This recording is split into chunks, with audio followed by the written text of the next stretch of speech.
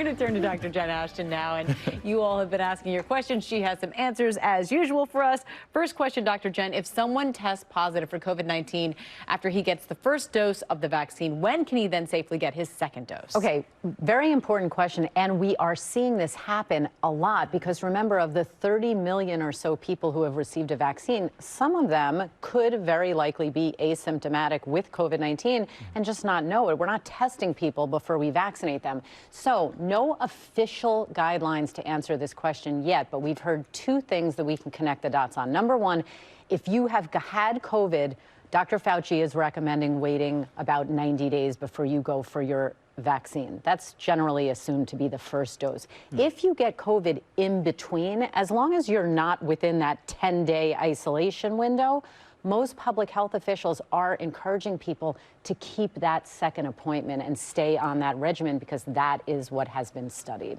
All right, and we know typically our last question is one that's been sneaked in by TJ asking for a friend, but this time he's actually going to own the question. So the floor is yours, TJ.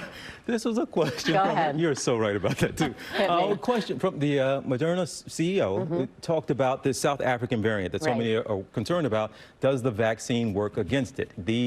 The statement he said is that this variant is better at hiding from the vaccine. What does that mean? Right, so let me explain and elaborate. First of all, based on data out of South Africa, the vaccines, Moderna, J&J, and Pfizer tend to still work. So they are giving some protection, not as much as against the wild type variant. So think of this like a hat.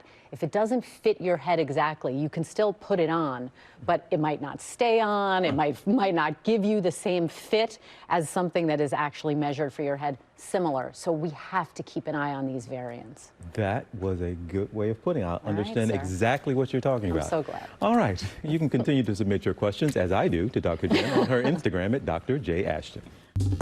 Well, hey there, GMA fans. Robin Roberts here. Thanks for checking out our YouTube channel. Lots of great stuff here. So go on, click the subscribe button right over here to get more of awesome videos and content from GMA every day, anytime. We thank you for watching, and we'll see you in the morning on GMA.